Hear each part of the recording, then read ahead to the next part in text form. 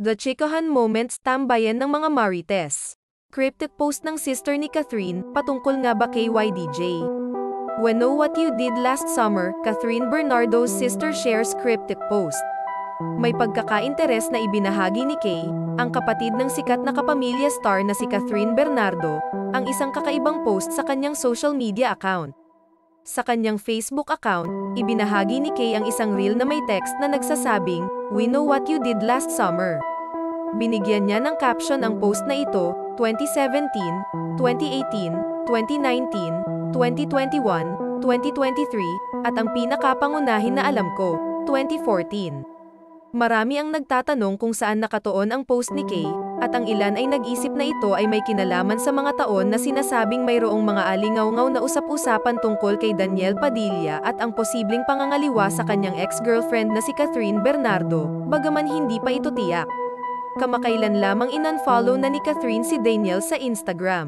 Sa kabilang banda, patuloy namang pina-follow pa din ni Daniel at Jillian si Catherine sa nasabing social media platform. Agad namang itinanggi ni Jillian na may kaugnayan siya sa hiwalayan ni Catherine at Daniel. Sumunod dito ang pag-unfollow ni Kath KY Julia Leza sa Instagram. May isang individual na may pangalang na Ibarra Lopez ang nagbahagi ng isang listahan ng mga babae na sinasabing may koneksyon kay Daniel, 2014 Jasmine 2017 non-showbiz girl na model 2018, ito yung ikakagulat niyong lahat, si girl na HNDI nyo may isip na naging babae siya ni DJ. Ewan dai ko kayang ilabas name niya dito.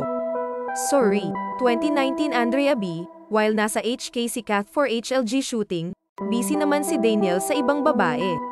HHMM mayroon pa ibang kwento nito.